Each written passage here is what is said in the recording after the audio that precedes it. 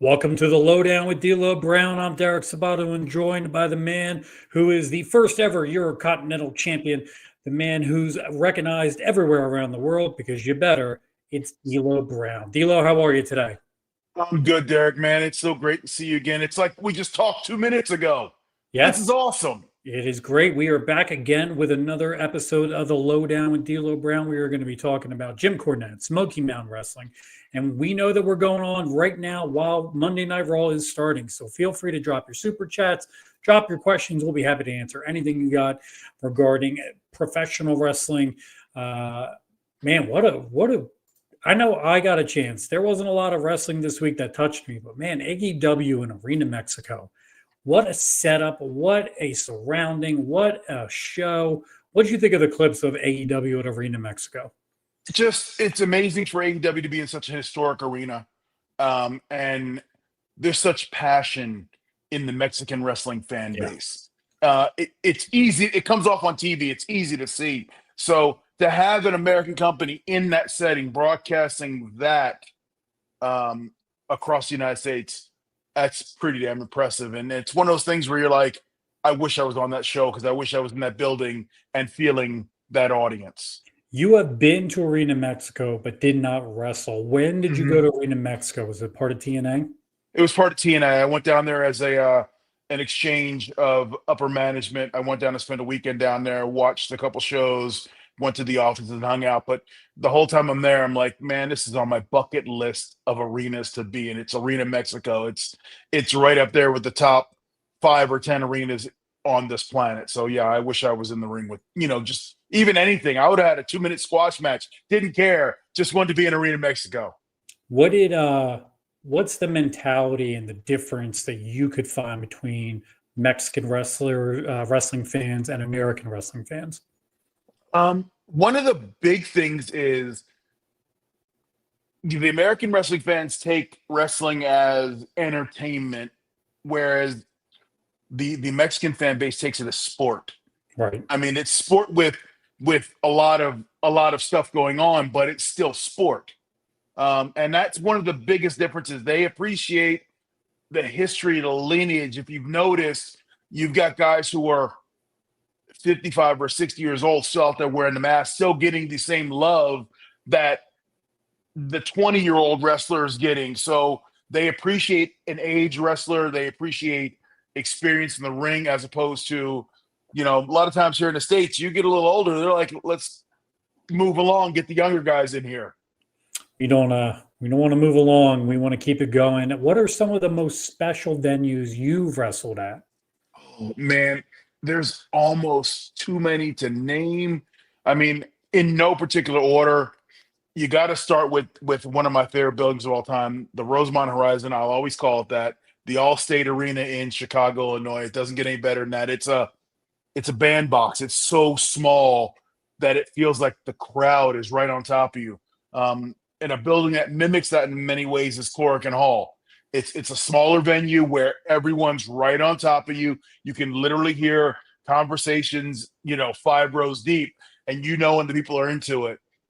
And then staying in Japan, there's the Tokyo Dome, there's Budokan Hall. Then you travel over to England. There's Wembley. Wembley Arena is amazing. There's the O2. I mean, those are great venues that are just set up for sport like we do. And then, of course, there's the granddaddy of them all, the mecca of arenas, Madison Square Garden. Of course. You can't have a list of buildings without speaking of Madison Square Garden. And I'll give you one off the charts only because it's one that I grew up with. But the Spectrum in Philadelphia Yes. was one of the most amazing places to see professional wrestling live. Just one of the great venues. I can close my eyes and see the building right now. It was always dark. And if you're from the East Coast, if you missed it on Saturday night, you could watch it on Prism on Sunday at noon because they'd replay the house show. So yeah, that's probably that's some of my list of great venues. There's so many others. My honorable mention, Staples Center. I mean, I just go on and on and on and on. AAA, the American Airlines Arena in Miami and Dallas. I mean, I can just go on for days. Was there anywhere that you never got the opportunity to wrestle like Arena Mexico that you wanted to? Arena Mexico, I never got to be in, and I'm trying to think if there's something. I never got to work in Maple Leaf Garden, other Okay. than when I was just up there with MLP a couple weeks ago, and I got to work as an agent there. But Maple Leaf Garden is one of those other historic buildings where you're like, man, the greats have been here. So that's another building I wish I actually got the ability to work in. Drop a line in the comments. Let us know what your favorite venues are that you've seen professional wrestling, places you want to see. Drop us a super chat. We'll get you to the front of the line with any questions you may have. James and Ibzam, please, thank you so much for joining us. Make sure you're hitting subscribe to get involved in the chat. Ask questions. If you don't hit subscribe, we cannot hear from you. So, yes, James, greetings from Titletown. Yeah. As a Bears fan, I'll stick to wrestling right now. But as a Bears fan, uh, James, I still love you. It's okay. James, I appreciate Titletown is now residing in Philadelphia, but we're going to get to our topic today. It is going to be Jim Cornette and Smoky Mountain Wrestling. And please, if you have questions, drop them. Ibzam, we're going to get to yours in a second. But first things first, D'Lo, Smoky Mountain Wrestling. How did you Yeah. get brought into the company? So oddly enough, pardon me if I'm looking off. I'm trying to turn on Raw in the background so I can have it playing in the background as I'm. So if you see me looking off, that's what I'm doing. So Balls Mahoney, who was going down to become a character of Boo Bradley, Yes. he had just gone down and gotten hired, and he'd come back to the Monster Factory, and he then shouted out to anybody need a ride down. And before he could finish, I raised my hand. It's like, I got you. So myself, Ace Darling, and Balls Mahoney all rode down to Tennessee. And I was promised a dark match if I drove him down. Now, the messed up thing was that Candido and Balls Mahoney described me to Jim Cornette as Ernie Ladd-like. Oh. Okay, because, I think if any black guy who can move around a little bit, you're Ernie Ladd-like. Now, the problem, for full disclosure, Ernie Ladd was 6'7", former NFL football player, long and lanky. I am 6'3" and 320 pounds at the time. There is nothing Ernie Ladd about me other than we're both black. Yeah. Okay, that's the only. So, but Cornette was sold on. He's an Ernie Ladd type guy. So Cornette goes, all right, I'll give him a dark match. When I got there, he's looking for Ernie Ladd to walk out. And here's Ernie from Sesame Street walking out. And here I come, and I walk up there, and he looks at me, and he goes, well, all right. And I don't think he had too high of expectations at that moment. But then, fortunately, 5 minutes after my match, he was like, okay, I think we might have a spot for you here. Now, to be fair, you take a look at Balls Mahoney, taking him at his word. Yeah. There might have been a chance that he got exactly what he was expecting when Balls Mahoney describes Ernie Ladd. And I'm thinking so because, I'll just say Balls needed glasses but never got any. Yeah. So we'll just leave it at that. I love the man to death, even in, he's gone for a long time, rest his soul. But, Yes. yeah, Ernie Ladd, I was not. What was your first interaction with James E. Cornette? It was that first night coming in and introducing myself and giving a little background who I was. And at the time, full disclosure, I can say it now, statute of limitations have run out. I was only about 3 months in the business. Yeah. And Cornette, when I told Cornette that after the match, his eyes opened, he was like, what? And then his next words were, if anybody ever asks you again, you say 2 years. You say you've been in the business 2 years. If anyone asks again. And I was like, okay. So for the first 4 years, I told everybody I was in the business 2 years.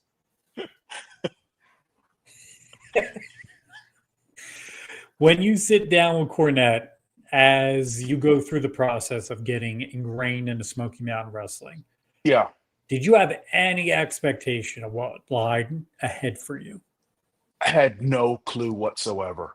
I had no clue that he instantly wanted to put me in with the Gangstas. And it was actually, I found this out subsequently later on, probably right before New Jack's death. Apparently, while I was having my dark match, Cornette and Jack were watching through the door and talking about how the Gangstas needed a third member, a bump guy, because Jack was a talker, Mustafa was the heater. They needed the third dude. And Jack looked at Cornette, looked at me in the ring, goes, he'll do. He's okay. He's good. He'll do.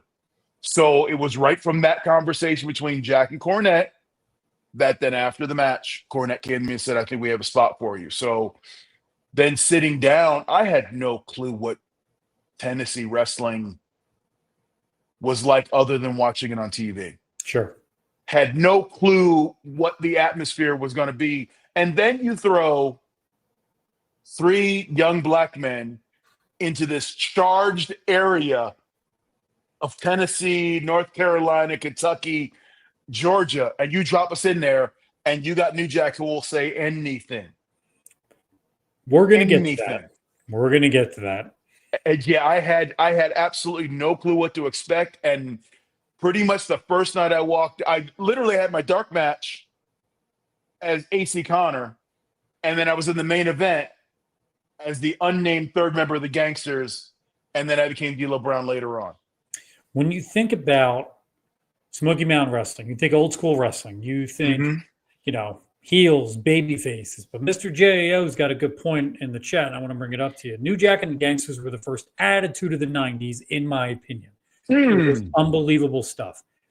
I've never put that together until he just dropped that in the chat. But when you think about that, it's hard not to disagree with that. I am, and as you just said, I've never put those two together. I have never put those. I'm this years old when I figured, heard that. Thank you for that comment. And you're right. I mean, that was kind of the precursor to what the entire attitude of wrestling around the country would become 2.5, 3 years later. Yeah.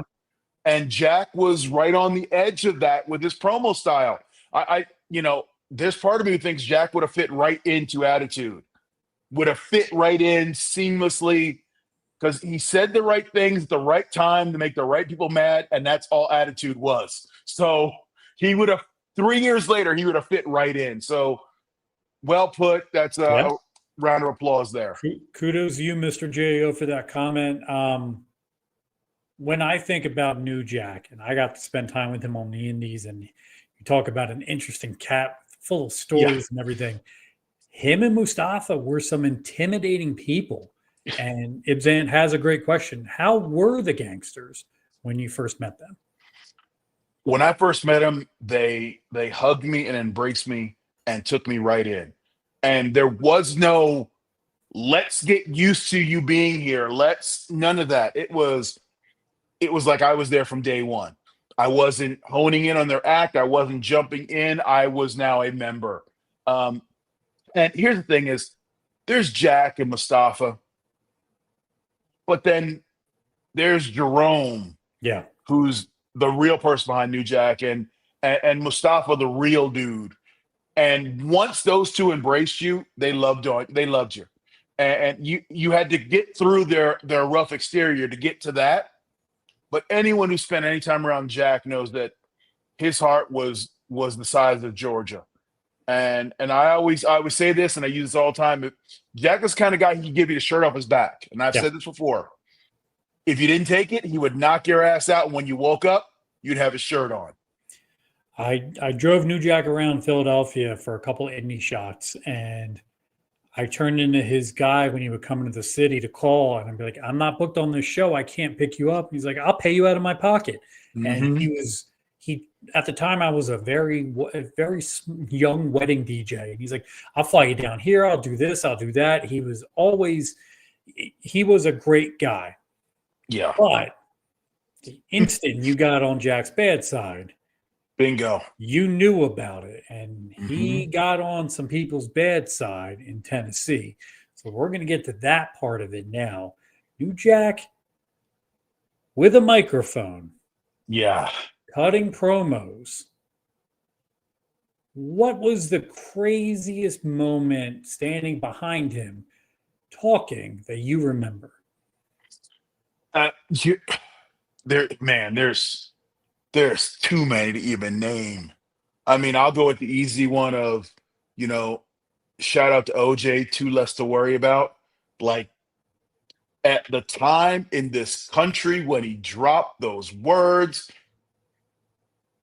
we all talk about the CM Punk pipe bomb. This was a nuclear bomb for him to just drop casually, and he didn't even think twice about saying it. No. Didn't hesitate, and laughed about it when the camera was off.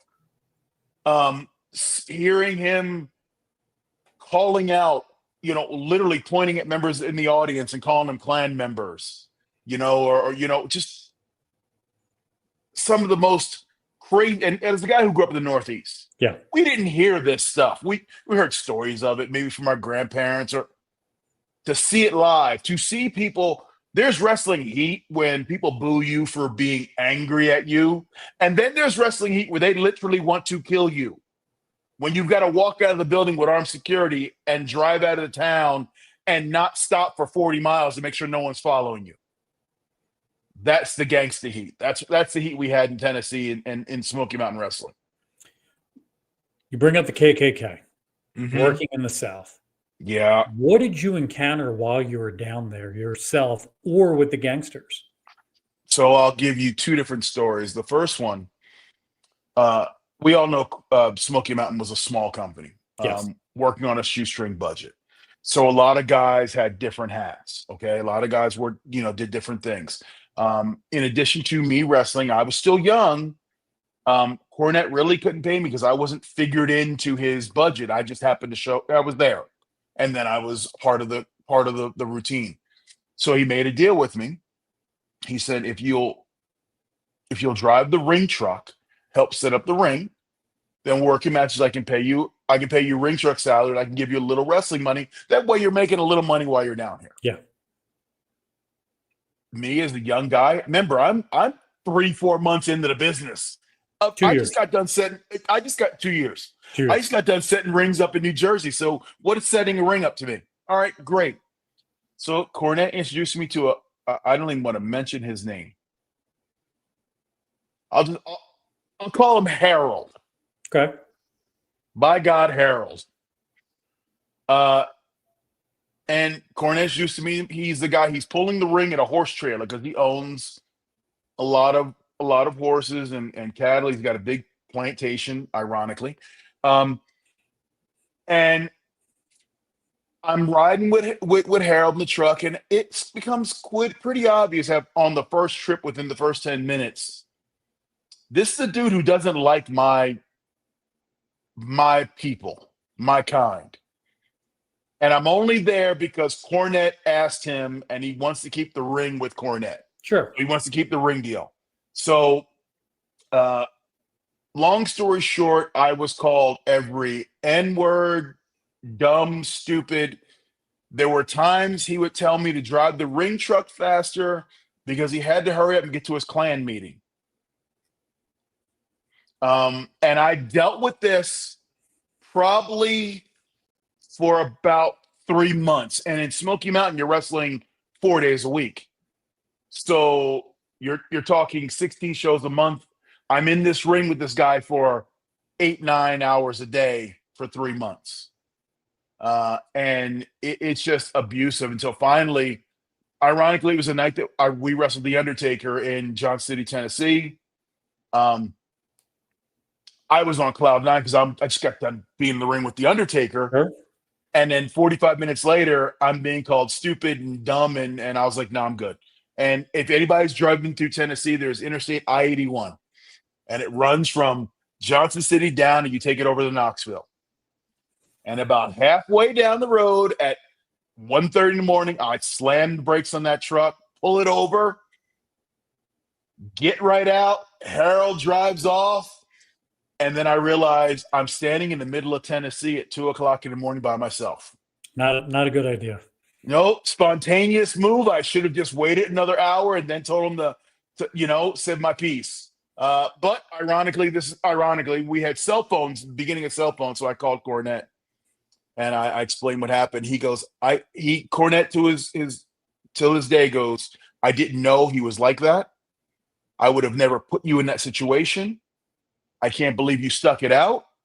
And my thought is I had to stick it out because I wanted my job. I'm thinking if I quit the ring, I'm not going to get paid anymore. Right. Cornette has no use for me. So I'm still young. And then after that, Cornette made it up to me. He'd give me a, better payoff. I didn't have to do the ring anymore. And then I went on about my wrestling career. So yeah, Smoky Mountain Wrestling and by God, Harold, clan leader. You said you had a second story. So after the truck, what's next? Second story is it'll be city to be unnamed later because I don't want to disparage the fine people of the good city.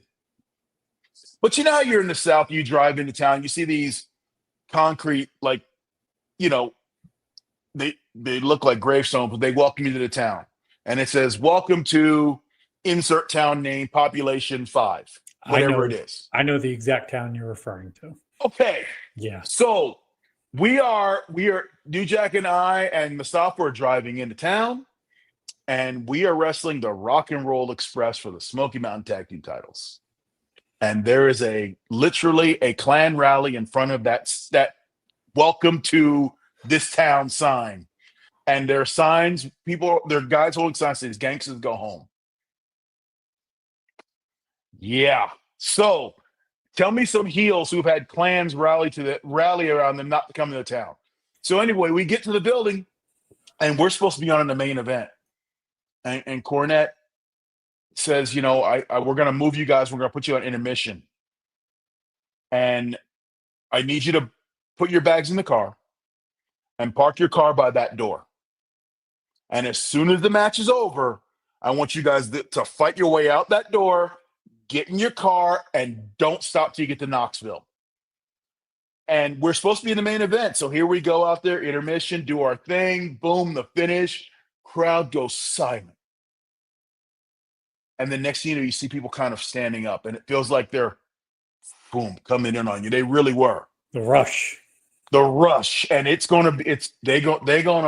gonna take us out. So we fight to the door and we get in the car. Jack slams it and drives. We peel out and we're down the road. We're laughing our asses off. Come to find out, the people expected us, who were looking for us, expected us to go in the locker room. They stood out back for 2 hours after the show was over, waiting for us to come out. Fortunately, we were already almost back down to Knoxville by then, but that's my other clan story. I'm not going to, once again, put the town down, but there's some good people in that town. There's also some bad people. I did an indie tour down south. It was always a thing we wanted to do, and they were the last stop. And okay. When you pull into that town, it says on there the birthplace of the Ku Klux Klan. Yes, sir. And I was the only white guy in the car, and I looked around at everyone and I said, hey, you might want to duck till we figure out exactly where we're going. It's a different town. It's a different era, especially back in the 90s. Mm-hmm. At the time, one of your first matches with the company is with Tracy Smothers, and everyone has a favorite Tracy Smothers story. What's yours? Funny enough, my favorite Tracy story is the first night I ever wrestled him. So I'm standing there. I'm waiting for Tracy Smothers to get there. It's probably 3:00 in the afternoon. Once again, I go back to I have to always keep referencing I am 4 or 5 months in the business, 2 years. So it's now 6:00. The show's starting at 7:30. Tracy's not there yet. And I go, what the heck? And now I'm like, okay. Tracy is flying in from Japan into Atlanta and then up to flying into like Knoxville or something and then driving into town we're in. So he's in the middle of doing this. I'm in the locker room. Here comes Tracy. He comes in the locker room. He's in a huff. Just got off a plane, 20 hours from Tokyo. He gets there and it's also payday. And he gets handed an envelope because it's for his week, his check. And he looks at his check and he's mad because the check from last week has bounced. So he's expecting money. He looks in there, there's a check. And all of a sudden, Tracy Smothers starts punching the locker. He's punching it. and he's Mike Tyson punching this locker. Boom, boom, and I'm standing there going, "Oh shoot, I gotta work him." And I'm just looking around, and he does this thing, and he's you can tell he's upset. He walks over, and then he instantly, "Hey, buddy, how about you call the match tonight?" I go, "Huh?" But Wow. he wasn't in the mood to call a match. Mind you, I go back to I'm 4 months in the business, and 2 years. Tracy Smothers just told me to call the match. 2 years. 2 years. 2 years. So we end up going out there and having a decent little match, and Tracy's pretty happy with the match. But the whole time, you could just feel the way he was grabbing my arm, or he had that anger inside of him. He never took it out of me, but man, he had some words for Sandy Scott and for Jim Cornette. Ibzan has a great question. Was Tracy different in the WWF in 1997 when you worked with him as Freddie Joe Floyd? Yes, he was a character of himself. That Freddie Joe Floyd thing was not Tracy Smothers. Yeah. That was just something he did because that's what they brought him in there to do. But Tracy Smothers was one of the pure wrestlers, and he was so good because he could wrestle Southern style. As you guys saw up in ECW, he could wrestle the Northeast style. He could wrestle as a baby or as a heel. He could wrestle as a Stone Cold babyface or a Confederate bad guy. He didn't matter. Tracy was just that good. And his promo styles was he would say a bunch of nothing, but it all made sense. It all made sense in his talking. So yeah, no, Freddie Joe Floyd was just an anomaly just because they needed a character. But I wish Tracy Smothers would have gotten a run as Tracy Smothers and not Freddie Joe Floyd. When I think of sitting in a locker room underneath the learning tree, Tracy Smothers ranks very high up there. Tracy's been everywhere, done everything. Japan, America, he's done it all. But when you think about the other talent that's in the locker room, you have Lance Storm, you have Chris Candido, you have Tammy Sitch, and you mentioned earlier the Rock and Roll Express. What's that like to sit under that learning tree? It's where I tell everybody I got my college degree in wrestling. Because when you sit in that locker room, you look and there's the dirty white boy with 20 years of experience. The Rock and Roll Express would combine, 40 years of experience. Tracy Smothers, Bullet Bob Armstrong. The entire Armstrong clan is in there. And then you got Cornette who's tweaking your promos. So, I mean, it was – in many ways, Smoky Mountain was the first developmental territory of the WWEF. Because if you think of the guys who came through Smoky Mountain that eventually made it to Vince McMahon's TV, I can name off 10 right now: Jericho, Lance Storm, Kane, Al Snow, myself, Balls Mahoney. It goes on and on and on and on. And I hadn't even got to the real big names of the guys who were on top there. So if you can't learn in that locker room, that's a you problem. Because you're given every opportunity. You can sit next to guys who've been calling matches 300 nights a year for 10, 12, 15 years. You can sit there, listen to them call it, and then go run out and get a great seat and watch it play out, and then come back and have the aftermath of how they're talking afterwards. So you get all three phases of match building and psychology, and invaluable what that did for me and for my career. Invaluable what it did for the guys and the girls who went through Smoky Mountain onto bigger and better things. I mean, it was just the whole locker room was a learning tree. And it was one of the great honors of my career to be there, particularly at such a young age. So I had nothing but just a sponge and I could take it all in. I'm going to ask you this question on topic, but kind of off topic. Talk about territories and developmental. The ability to learn different styles, different locations.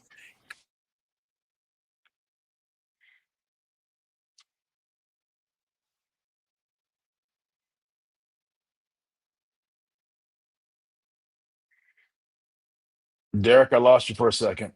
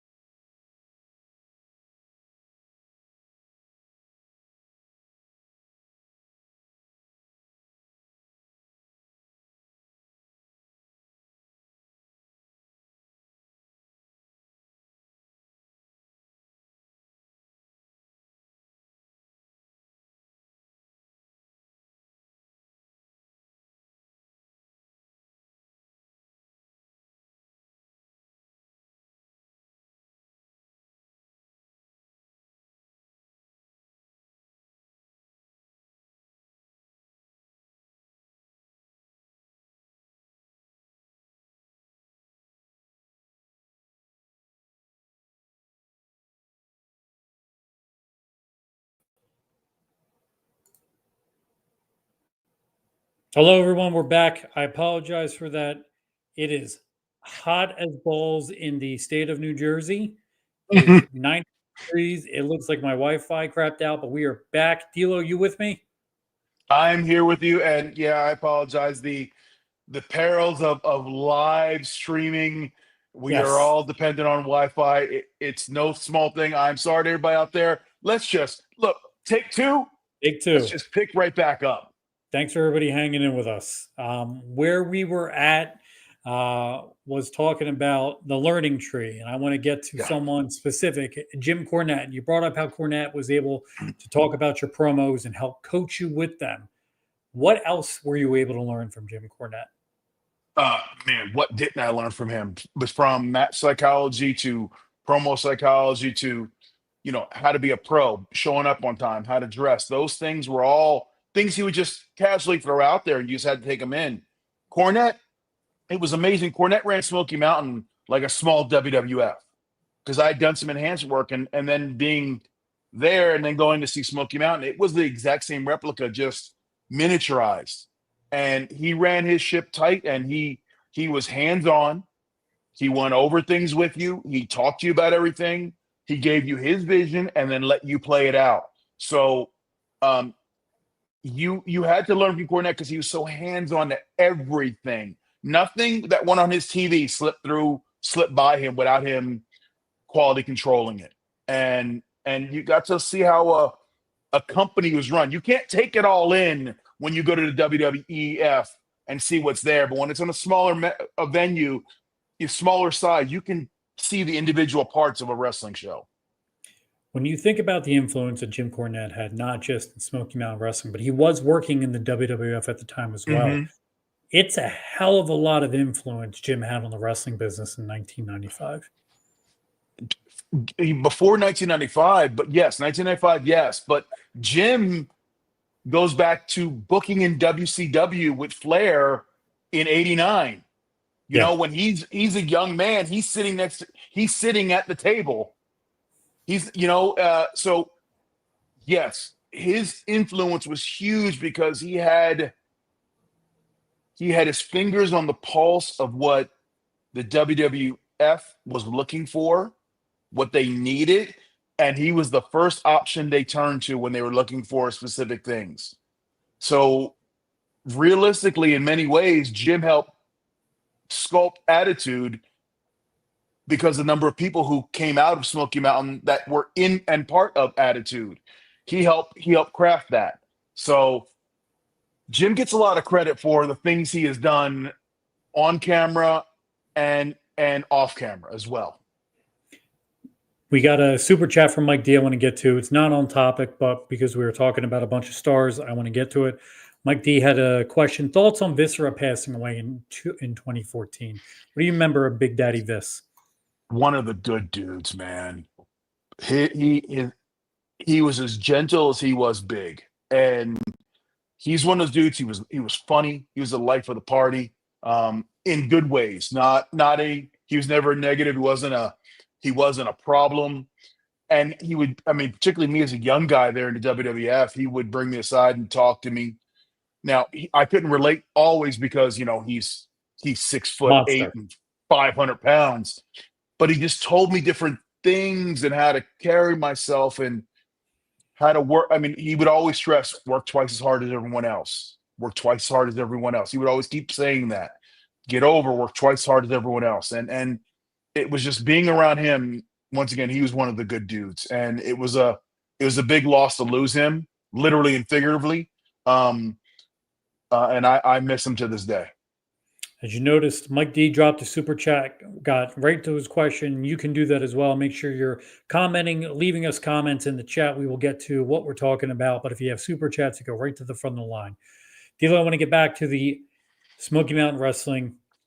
You're a part of the Gangstas for about a month. You're their head of security and you're their bump guy. Mm-hmm. When you talk about leaning all the way into the gimmick, they leaned all the way into the gimmick. You brought up the OJ comment before, but they talked about Maker Evers, fried chicken, watermelon. Yes. At any point, did you think we've gone too far? No, because we always had Cornette right behind us. When we got to the back, going, man, that was great. And as long as he was okay with what Jack was saying, and he knew the heat that was being built, we're just going along. We're going along with having fun. I mean, and we're just out there entertaining. Now, did I feel real heat where I was scared, like legit scared in wrestling? Hell yes. And did you follow the rules of never getting too close to the crowd because you didn't know if someone was going to try to cut you or grab you? I never got within arm reach of the crowd because you never knew it was on the other side of the barricade.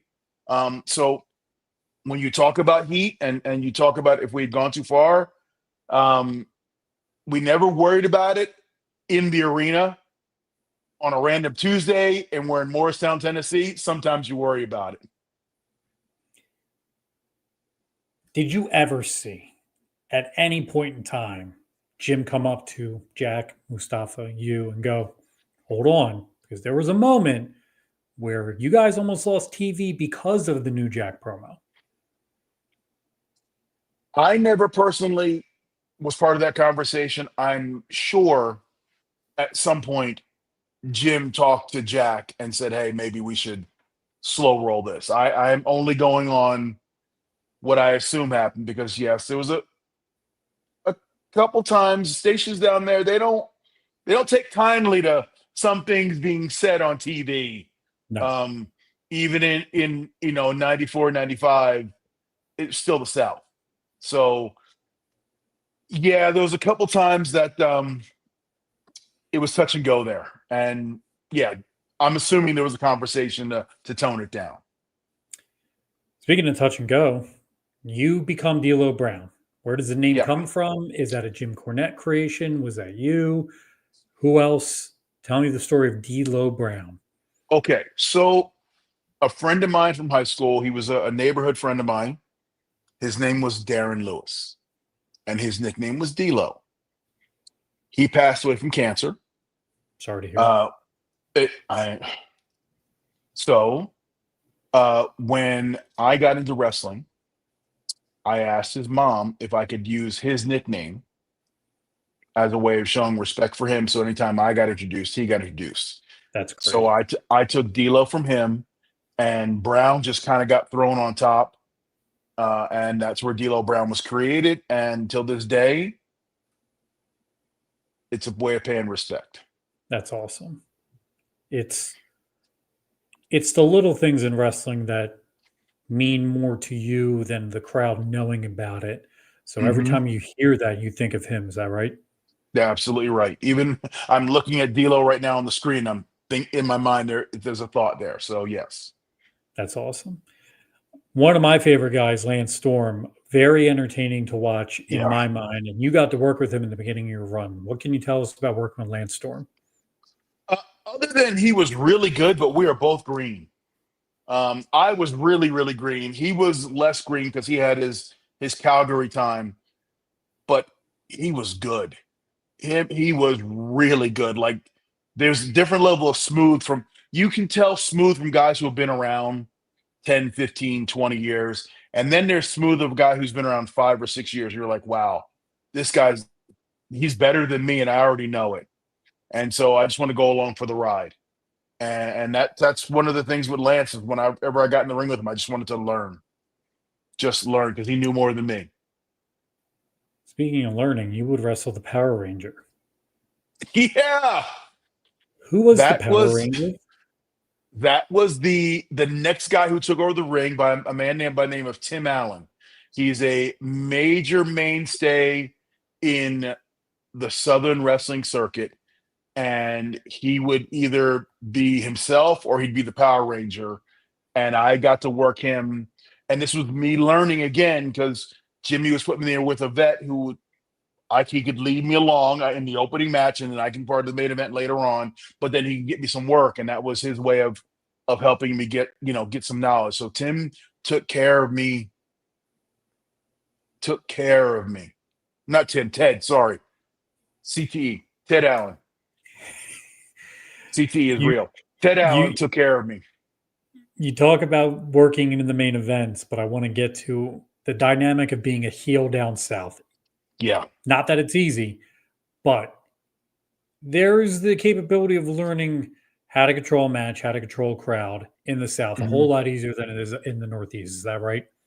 Absolutely, because the Northeast will take over a show by themselves. They'll take over the crowd will take over if they see fit. Where in the Northeast, you're pretty much the maestro of what's going on. You can lead the crowd to where you want to be, and that's how you really. I really learned how to pay attention to the crowd, because to give them what they need and want at that moment, you've got to really be in tune with them. Um, it takes a more seasoned heel to go up north and control the crowd right off. You can't just do it. It's like trying to drive an 18 wheeler your first time out. You just got your learner's permit. You can drive, but you can't drive that thing. That's what being a young heel going up to Northeast is. If you don't learn up there, um, going down to the South, it's a lot easier to get your footing, because they're so passionate. They're into it. Um, and it's a formula that's been working for a long time down there. Yeah. So you don't have to change the formula at all. You just have to figure your version of the formula out. Your version of the formula, like you said, is into the main events. And one of the biggest main events that you ever got to work was against the Rock and Roll Express. Ghetto Mhm. street fights, Mm. 3-on-2 handicap matches. Sometimes Jim Cornette's involved, sometimes Tracy Smothers. What was it like working the Rock and Roll Express in those matches? Okay, if I said Lance Storm was good, Ricky and Robert were on a different level, and they knew their stuff so well. They knew what was going to hit with the people. They knew what the people were going to react to. They knew when to do it, why to do it, how to do it, and it was like someone giving you the answers to a test and going, "You're going to take this test next week, but here's the Rock and Roll Express. They're going to show you everything." And being in them, and being in the ring with, I can't tell you how many hundreds of times I've been in the ring with Rock and Roll Express. To just even 5 or 6 times in the ring with them is like a year of learning without them. That's how much they're teaching you things, they're showing you things. There's many times Ricky would go, "Watch this," and you go, "What?" And then you go off and do something, and you oh my god, that was amazing. Like just playing with the crowd, or give me a hard clothesline. The way he would sell, and you could see the way he would sell, and like, oh, I got to remember that. That's something I got to learn for when I'm the good guy. Right. That kind of sell, I got to remember that, because that's, oh, I see how he's reaching to the crowd like Dusty Rhodes used to. Oh, I see, and he would, just watching him as a heel, you learned how to be a baby face. Just watching him, being in the ring with him, you learned how to be a baby face, because you learned things that you were going to use, that I used later on in my career. So, and then Robert, man, Robert, he wouldn't have got to mess with, but he knew the inside and outs of wrestling. Like he could sit down and have a conversation, explain to you. He can explain wrestling to a 5-year-old, and the 5-year-old will go, "I can have a hell of a match." Like that's how good Robert was. So to have those two, even standing on the floor and watching New Jack and Stopper work them, was such a learning, timing, rhythm, knowing where you were in the ring, what to do in the ring. Hearing Ricky put a match together, he wasn't just worried about where he was. He knew where everybody else was at any specific moment, and everything he did was predicated on where they were in the ring or on the floor. Just amazing, the level of psychology and education they have in terms of professional wrestling. It ends up being a master class, just being able to soak the information up, because and I remember in training there were times where like you may not get it, but at some point it'll click with you, and when it does, Mhm. it'll make sense. Do it the way you're being trained to do it, and you'll learn why. And that is one of Yes. those things. Taking care of a baby face, hot tags, transitions. Mhm. That's all things that you have to learn on the fly. You cannot learn that in wrestling school. And those are two guys that could walk anybody through a good match, let alone someone who can be an athlete and someone who is good. When you think about the Rock and Roll Express, top 5 tag team of all time? Uh, Top 3. I mean, just for what they've done for the business, their level of success, their longevity. Hell, they're still going. Still They're going. top It's three. amazing. They're still going. They're top three. And you said it right and perfectly. There are things that you can't do unless you're in front of a live crowd. I can simulate them all I want in training. I can say, put yourself in this situation. Let's put the students down there. And no, unless there's 1,000 people and you can feel them. You know what I'm saying? Unless you can Yep. feel the heartbeat of a room. Now you know, okay, now's the time to do this. Now's the time to do this. Don't do this now. You can't replicate that anywhere except for in a live crowd with two veterans who are willing to show you and give you that knowledge. And that's Ricky and Robert. Speaking of veterans in front of a crowd, you're at a TV taping, and it's Jim Ross, it's Jim Mhm. Cornette, and it's the Armstrongs, and it's the Gangsters. And Yeah. there is just bards being thrown back and forth at each other. You got JR in the middle. Was this your first opportunity to meet JR and work with him? It was my first opportunity not to work with him on that level. I had seen him a few times in enhanced work in the WWE, WWF, but really never working one-on-one. But this was an opportunity to have a Bill Watts era brain in the mix as we're putting stuff together, adding more credibility to what we're doing, and then just to see the level of professionalism when the red light was on. And you got the entire Armstrong clan, you got Cornette, you got JR, and then you drop the Gangstas in the middle of that. Powder keg, meet fire, let's go. One of my favorite moments, and getting to watch this later on when I became a tape trader, was the infamous 6-man handicap matches, The Undertaker, Super Bowl of Wrestling, April of 1995. You're in the ring, you hear the gong. Yeah. Walk me through it. Let's go back a month or so when the idea was first put to us. And my first thought was, are you talking to me? I'm going to be in the ring with the Undertaker, the real Undertaker, not the fake Taker, the real Undertaker, Which was Brian Lee and Smoky Mountain, by which the was way. Brian Lee. So I had been in the ring with the fake Taker many times, but I'm going to be in the ring with the real Undertaker. And it's like, okay, my game better be on point, because this is a guy that you can't afford to make mistakes with. You've got to go out there and nail it, because he's buttoned up. You know what Yeah. his character is, and you know what he means to the wrestling world. So we get to that night, and the first night is in Knoxville. And the finish was me taking the tombstone. And this is one of the, I'll take this compliment to the day I die. The next night, Taker didn't want to beat me because he was like, I didn't deserve to get beat because I worked too hard the Wow. first night. He didn't want to beat me the second night. He's like, no, we'll do somebody else. You just go out there and do your thing. And it was that weekend. After that weekend, this was the same weekend that I got out of the trailer on I-81 South. This was the weekend I thought to myself that I could do this for more than just, like, I didn't think Smoky Mountain would be the top of where I could be. Sure. At that point, I realized I think I can make it to that next level.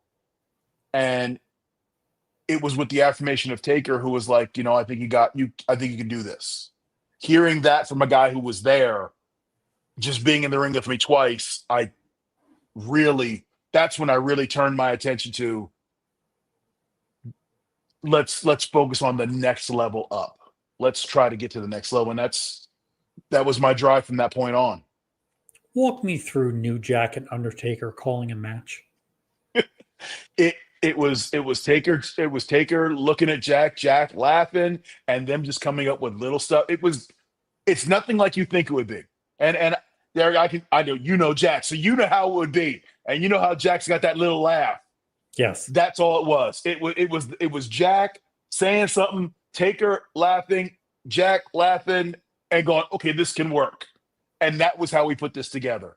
I mean, I remember in the first night, there's a point where it's the old Southern wrestling in me, where Taker's standing in the ring and I back up and I hit him.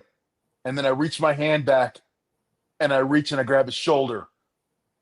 And I realize that's not New Jack or Mustafa. And then I reach up and I grab the long hair and I go, And you could have heard the crowd go crazy as I turn around and there's Taker giving me the big chop. Boom. Just, we did things to make ourselves laugh, but in making ourselves laugh, we entertained the people. So yes, Absolutely. that was putting matches with Jack and Taker. It was funny to see those worlds come together. Something I don't think anyone ever thought possible. But when you saw it together, it actually worked. Surprisingly enough, it actually worked. I think New Jack gets a reputation for not wanting to do business after some No. instances in ECW and XPW, and everyone hears New Jack and Undertaker in the same ring together. How does that go? I don't think Jack gets the credit he deserves when it comes to his wrestling mind. I've heard it. He will sit there and will give you advice and critique, and he won't be an asshole about it either. He will Mm-mm. help you in a professional way, unless you're unprofessional. And I think that's one of the things that the issue with the Gangsters and the Dudleys and all those things. But I think it's tough sometimes that everyone doesn't realize at some point New Jack also wanted to learn the business as well. And I think that Mm-hmm. moment was a big moment for him, even if he no-sold it later. I still think it was a big moment for him. No, we've talked about that on the side. We talk about it in the car rides. We knew how big of a moment it was for all of us. And yeah, maybe we didn't put it over and Jack didn't put it over. We all knew what that could mean. You go out there, you have a great showing with Taker. You know who's going to watch that tape. Yep. You know who's going to have, you know what eyes are going to be on that. So this is, yes, it is a match for the people that were in the building, but this was an audition tape and we all knew it.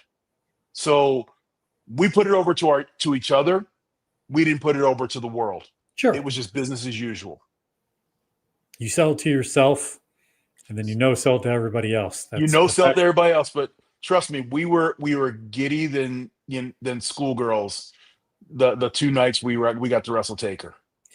The next week, there is an urban legend that Cornette was going to run a show in Kentucky and ended up canceling, and Les Thatcher took over the show. Yes. Were you at this show? I was at the infamous Erlanger, Kentucky show. Yes, I was there.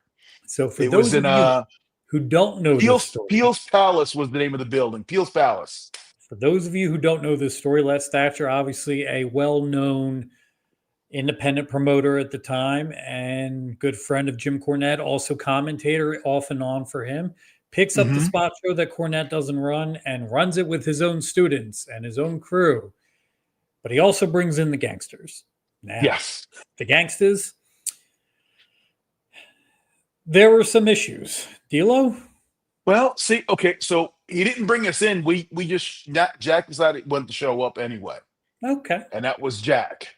So it wasn't that Les booked us. It was Jack had it. We were going to Erlanger, Kentucky, and we were going. So we went up there, and at first we sat in one of the booths. And because we had done a show there a month or so ago, they knew who we were. So there was free alcohol flowing. And as the show's going on, we're sipping away. And then it comes to Jack there's a switch inside Jack. And that switch gets magnified when there's alcohol involved. Was it vodka? With orange juice. But anyway. The New Jack Special. New Jack Special. At some point, something happened and switch went off in Jack. And when Jack crosses over from Jerome to New Jack, it's on. And quicker than a hiccup, somehow Jack was in the ring shooting on a dude. It got so heated that Jack and I got to an altercation later on that night where I got punched in the face, and I don't remember getting punched. So there was a lot of, that was, needless to say, that's the last time I ever showed up to a show I was uninvited to. Stop bringing your gear? Stop bringing my gear. If I wasn't booked on the show, it's a rule I follow to this day. If I'm not booked on the show, you'll never see me at the building. New Jack ruined that for you? It's a lesson I learned. You can't get in trouble at the show if you're not there. So my favorite part of that urban legend is that people have disputed that story over and over again, but you are confirming that it is true. I am confirming it is true. I am confirming I was there. I'm confirming it went off the rails. Speaking of off the rails, you would end up wrestling Boo Bradley, the future Balls Yeah. Mahoney is referenced, and Yeah. Jim Cornette in tennis racket matches. What's it like to Yeah. be in the ring with Jim Cornette? It's fun on many levels because it's another learning experience. Jim is so knowledgeable and is so giving of his knowledge. To be in the ring with him, to watch him perform, to watch him go from being the guy in the back who's the boss to in the ring as a performer is something to aspire to be, and to be able to manage both of those and seamlessly transfer from one to the other. To be in the ring with him, A, is scary, because you don't want to stiff the boss. But B, if you do well in the ring, um, you're going to do all right with him. There was a funny story. Is there was a match. It was another one of those. It was 3-on-3. It was the Rock and Roll Express against the Gangsters with Jim Cornette. We were in Knoxville, and it was one of those matches where it was bloody. And I remember to this day, Cornette's laying there full of blood, and he crawls over and he looks at me, and goes, "D'Lo hit me," so he wants me to punch him. Now he's covered in blood. So my first thought is, let me take care of the boss. Okay, I'm in the Sure. middle of Knoxville Civic Coliseum. Let me take care of the boss. So I go to give him a nice punch. Well, when I was very young in wrestling, I would put my one hand on the head to measure where my punch was going to go. I'd never been in the ring with someone with that much blood before, so my left hand, when I put it down, slipped as I was following through. And I hit Cornette squarely between the eyes with everything I had. Now, Cornette later would tell me he crawled over to me because he goes, "Oh, there's D'Lo. I'll be safe." And then when I punched him, he goes, "Damn it, he killed me!" And he's crawling away because I just squarely punched him right in the middle of the face. And I was like, "Oh," it's like, "Oh, I'm sorry. Oh God, I'm sorry." And if you watch back, you can see me going like this because I realized I just stiffed the boss in the middle of the ring. So it's a pleasure being in the ring with Cornette. I'd go do it right now if he'd be willing to go out there and hit me with the racket one time. Something tells me he probably said "motherfucker" in that moment as He well. did, but I'm not big on cursing. I understand. I said it But for you. yes, there was a lot of a lot of. I can still hear him cursing right now. I'll just leave it at that. I can still hear him saying it. D'Lo, we are an hour in. It has flown by. I appreciate everyone that has stuck with us through our little Wi-Fi incident because it's 100 degrees here in New Jersey. I want to get to the poll, and then we're going to continue this conversation next week on the Lowdown, and we want you all to join us. We put a poll up at podcastheatwrestling.com. The question was, will Jim Cornette or Vince Russo ever work for a major wrestling promotion again? Now, the results, they're a little dirty. 2% said both Cornette and Russo. 4% said only Russo. 25% said only Cornette. And 69% said neither. D'Lo? Well, I'm partial to the 69%, but that's a different story. I can confirm without a shadow of a doubt, I am in option D, neither, and I'll explain why. Please do. Cornette, unless a major company is going to record in his living room, Cornette is not traveling anywhere. He's doing too well sitting at home and talking on a microphone to venture out. He has stated he doesn't like traveling anymore. He doesn't have the energy to be part of major company. So that takes Cornette off the board. Russo, I don't think Vince likes wrestling that much anymore. If you've listened to any of his podcasts or listen to the way he talks about it, I know he's got a clock on how much longer he wants to even critique wrestling. So I can't see him changing that clock, knowing him as a person. So I don't think he would ever come back to a major company. So I am firmly in the same court as D. Neither of them, and to me, that's a loss for the industry. Do you think Vince Russo could contribute to a major company if asked to? I think him and Cornette could contribute in many ways. Many ways. We give Russo a lot of flack, or people do, because they look at the WCW stuff, and then no one really thinks about Attitude taking off, and that was Russo right there sitting next to McMahon. And he does. If you're going to give him slack for the negative things, you need to give him props for the positive things. And he was alongside of some of the really good stuff. Yes. Is there a lot of stuff that was thrown at the wall and hope something stuck? Yes, but that's wrestling, isn't it? Yep. And so if you're going to put him down, pick him up for what he did right. And obviously, I think Cornette could contribute to any product on air, off air right now. Cornette could add and put some shine on that promotion. We want you to contribute. Drop your comments below, podcastheatwrestling.com. Hit subscribe, like, turn on notifications. We will be going as live as possible in the next couple of weeks here on the Lowdown with D'Lo Brown. Make sure that you're dropping a comment. Ask questions. We want to answer them. So we read every comment that gets posted underneath our videos. Our clips are included in that. We check in on everything. We want to make sure that you are a part of the conversation here on the Lowdown. Next week, we're going to keep talking about Jim Cornette. We're going to keep talking about the Gangstas. We're going to keep talking about Smoky Mountain Wrestling. We're going to talk about the end of the company. And when New Jack and Mustafa decided to just pick up their shit and go to Philadelphia for ECW. We're going to be talking about that.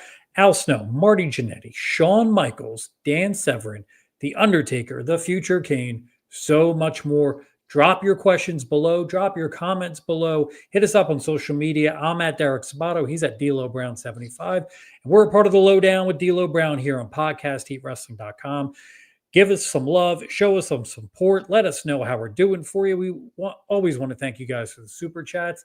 D'Lo, I think it's about that time to wrap up for this week's edition of the Lowdown with D'Lo Brown. Man, time flies. Thank you guys. Like, comment, subscribe. This stuff is for you. I want to be there answering your questions and entertain you. And heck, Derek, we should do a watch along. I got Raw in the background. We should do a watch along sometime.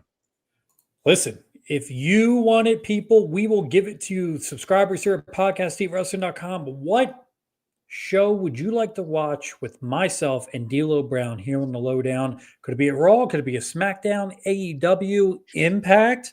Maybe a pay-per-view? We'd be happy to watch it all with you right here on the Lowdown with D'Lo Brown. Drop your comments below. Let us know what you want to watch with us, and we'd be happy to do so. D'Lo, we'll see you again next week here talking more Smoky Mountain Wrestling, Jim Cornette, ECW, the Gangstas, and so much more. Thanks so much for joining us here on Monday night on podcastheatwrestling.com.